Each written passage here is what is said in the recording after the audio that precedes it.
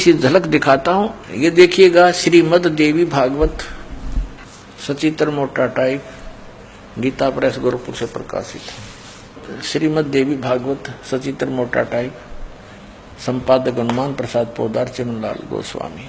प्रकाशक व मुद्रक हैं गीता प्रेस गोरखपुर, गोविंद भवन कार्यालय, कोलकाता का संस्थान। इसका पहला स्कंद पढ़ते हैं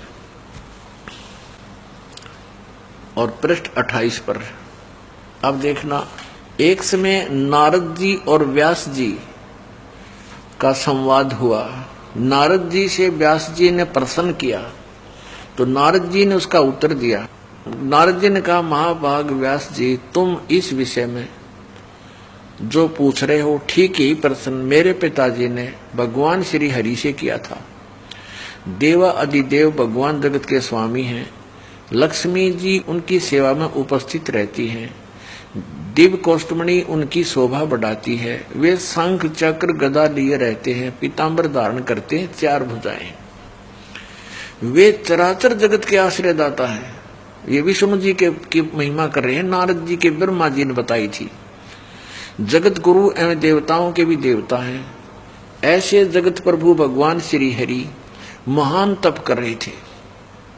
उनकी समाधि लगी थी। यह देखकर मेरे पिता ब्रह्मा जी को बड़ा आश्चर्य हुआ। अतः उन्होंने जानने की इच्छा प्रकट की। ब्रह्मा जी ने पूछा, प्रभु, आप देवताओं के अध्यक्ष, जगत के स्वामी और भूत भविष्य एवं वर्तमान सभी जीवों के एकमात्र शासक हैं। भगवान, फिर आप क्यों तपस्या कर रहे हैं और किस देवता की आराधना में ध्यान मग्न है?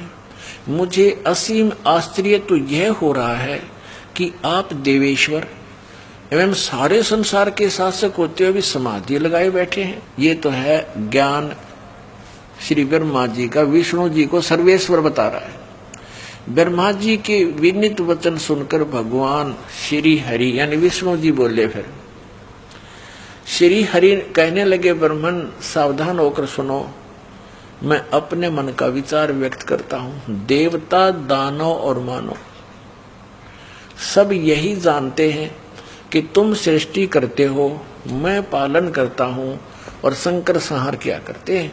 किंतु फिर भी वेद के पारगामी पुरुष अपनी युक्ति से यह सिद्ध करते हैं कि रचने, पालने और संहार करने की यह योग्यता जो हमें मिली है, इसकी अधिष्ठात्री शक्ति देवी है, दुर्गा है। वे कहते हैं कि संसार की सृष्टि करने के लिए तुम में राजसी शक्ति का संचार हुआ है, यानी ब्रह्मा जी रजगुण और मुझे सात्विक शक्ति मिली है, विष्णु जी सतगुण। रुद्र में तामसी शक्ति का आविर्भाव हुआ है, यानी शिव जी ये तमोगुण। उस शक्ति के अभाव में तुम इस संसार की सृष्टि नहीं कर सकते, मैं पालन करने में सफल नहीं हो सकता और रुद्र से संहार कार्य भी नहीं हो सकता। हम सभी उस शक्ति के सहारे अपने कार्य में सदा सफल होते आए हैं। सुवर्त प्रत्यक्ष और प्रोक्ष दोनों उदाहरण मैं तुम्हारे सामने रखता हूं, सुनो। यह निश्चित है कि उस शक्ति के अधीन होकर ही मैं इस शेष नाग की सैया पर सोता और सृष्टि करने का अवसर आते ही जग जाता हूं। मैं सदा तप करने में लगा रहता हूं और उस शक्ति के शासन से कभी मुक्त नहीं रह सकता। कभी अवसर मिला तो लक्ष्मी के साथ सुखपूर्वक समय बिताने का सौभाग्य प्राप्त होता है। मैं कभी तो दानवों के साथ युद्ध करता रहता हूं। अखिल जगत को भय पहुंचाने वाले दैत्यों के विकराल शरीरों को शांत करना मेरा परम कर्तव्य हो जाता है।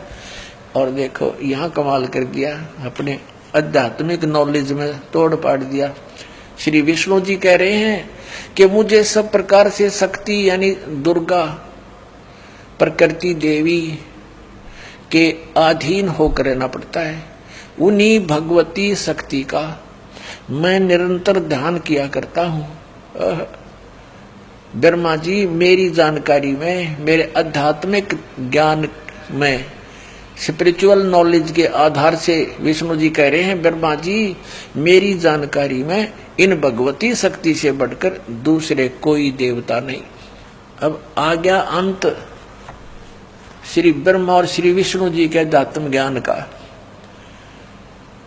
ब्रह्मा जी तो विष्णु जी को सर्वेश्वर बता रहे हैं, सब देवों के मालिक, सारे जगत के स्वामी, आश्रयदाता, और ये कह रहे हैं कि मैं तो दुर्गा के अधीन रहता हूँ, उसी का तप करता हूँ, उसी का ध्यान करता हूँ, उसी की पूजा करता हूँ, और मेरी जानकारी में, मेरे अध्यात्म ज्ञान में जितना मुझे ज्ञान है, इस दुर्गा से ऊपर कोई भगवान नहीं। ये आ गया अंत श्री विष्णु जी के अध्यात्म ज्ञान का। अब श्री दुर्गा जी क्या कहती है, देवी जी क्या कहती हैं, हिमालय राजा को अपना अध्यात्म ज्ञान बताते समय देखिएगा। 7वां स्कंद और ये 562 पृष्ठ में, ये 562 पृष्ठ। देवी के द्वारा हिमालय को ज्ञानोपदेश और ब्रह्म स्वरूप का वर्णन। पहले तो इसने अपने विषय में कुछ जानकारी दी है, लेकिन वो उसके विषय में कह दिया ये भी कंप्लीट नहीं है। श्री देवी जी कहने लगी, पर्वतराज उस ब्रह्म का क्या स्वरूप है यह बतलाया जाता है, जो प्रकाश रूप सबके अत्यंत समीप में स्थित हृदय रूप गुहा में स्थित होने के कारण गुहाचर नाम से प्रसिद्ध और महान पद अर्थात परम प्राप्य है। वह समस्त प्रजा के ज्ञान से परे है, अर्थात किसी की बुद्धि में आने वाला नहीं है। यह तुम जानो, जो परम प्रकाश रूप है, जो सूक्ष्म से भी अत्यंत सूक्ष्म है, जिसमें संपूर्ण लोक और लोकों में निवास करने वाले प्राणी स्थित हैं, वही यह अक्षर ब्रह्म है, और वही सबके प्राण है, वही सबकी वाणी है, और वही सबके मन है। अब देखो दुर्गा की उआ बाई ये यहाँ तक कह रही है वो अक्षर ब्रह्म है, और आगे फिर कहेगी केवल ब्रह्म है, वही सबके मन है, वह परम सत्य, और वह यह परम सत्य और अमृत अविनाशी तत्व है। सौम्य इसको अविनाशी बता रही है ब्रह्म को दुर्गा, अक्षर ब्रह्म कहती है। उस वेदने योग्य लक्ष्य का तुम वेदन करो, मन लगाकर उसमें तन्मय हो जाओ। सौम्य उपनिषद में कथित महान अस्त्र रूप धनुष को लेकर उपासना द्वारा तीक्ष्ण किया हुआ बाण संधान करो, और फिर भावानुगत चित्त के द्वारा उस बाण को खींचकर उस अक्षर रूप ब्रह्म को, अक्षर ब्रह्म समझो, ये लक्ष्य बनाकर वेदन करो। उसका मंत्र क्या बता रही है अक्षर ब्रह्म का, ओम। प्रणव माने ओम, धनुष है, जीवात्मा जाप करे और ब्रह्म को उद्देश्य रखे। ब्रह्म पाने का उद्देश्य देख, यहाँ तो अक्षर ब्रह्म और फिर यहाँ ब्रह्म, ओम उसका नाम है ब्रह्म का। अब दुर्गा जी के ज्ञान का भी अंत देख लो आप, कहीं तक बोल रही है उसको अक्षर ब्रह्म है वो, और फिर कहते उसका मंत्र ओम है, और ब्रह्म को लक्ष्य बनाओ और जीवात्मा जाप करें। आगे देखो, उस एकमात्र परमात्मा को ही जाने, दूसरी सब बातों को छोड़ दे। यहाँ दुर्गा जी ने अपनी साधना को भी रिजेक्ट कर दिया कि केवल उस एक ब्रह्म को ही जाने, यही अमृत रूप परमात्मा के पास पहुंचाने वाला पुल है। यहाँ देखो, इस आत्मा का ओम के जप के साथ ध्यान करो, इससे अज्ञान में अंधकार से सर्वथा परे और संसार समुद्र से उस पार जो ब्रह्म है उसको पा जाओगे, तुम्हारा कल्याण हो। ब्रह्म ओम, ओम ब्रह्म का जाप है, और इसी ब्रह्म को ये कभी तो अक्षर ब्रह्म कह रही है, यहां भी अक्षर ब्रह्म कहा है, तो इसे सिद्ध है कि ये कितनी विद्वान है। और इसने कहा कि इस ब्रह्म की पूजा करो और सबकी पूजा छोड़ दो, और वो ब्रह्म कहाँ रहता है, उसका ओम नाम है, वह यह सबका आत्मा ब्रह्म ब्रह्मलोक रूप दिव्य आकाश में स्थित है। ये ब्रह्म ब्रह्मलोक में रहता है अपने आत्माओं। यही यजुर्वेद अध्याय नंबर 40 के मंत्र नंबर 17 में स्पष्ट है। वेद ज्ञान दाता ये ब्रह्म है, ये कहता है कि मैं ऊपर अंतरिक्ष में ब्रह्मलोक में रहता हूँ, स्वर्ग में रहता हूँ, और वो परमात्मा तो प्रोक्ष है, वो तो गुप्त है, उसकी जानकारी हमें नहीं है। वो तत्वदर्शी संतों से पूछो।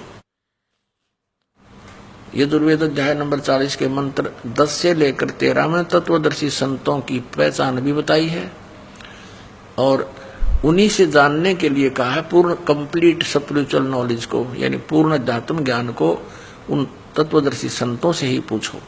अब आपने देख लिया, दास ने